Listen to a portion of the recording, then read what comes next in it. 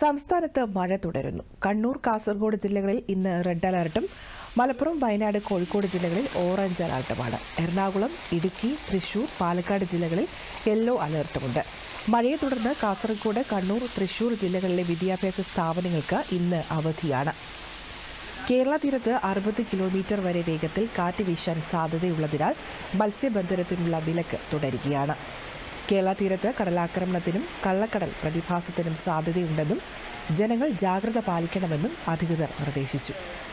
മലപ്പുറം കാളികാവ് അടയ്ക്കാക്കുണ്ട് പുര കരകവിഞ്ഞതിനെ തുടർന്ന് നിലമ്പൂർ പെരുമ്പിലാവ് സംസ്ഥാന പാതയിൽ വെള്ളം കയറി. കാളികാവ് ടൗണിനോട് ചേർന്നാണ് റോഡിൽ വെള്ളം നിറഞ്ഞത്.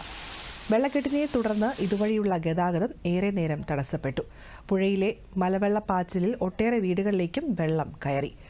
അതേസമയം പാലക്കാട് വാണിയംകുളം പനയൂരിൽ ഉണ്ടായ ശക്തമായ മലവെള്ളപ്പാച്ചിലിൽ ഉരുൾപൊട്ടൽ അല്ലെന്ന് അധികൃതർ അറിയിച്ചു.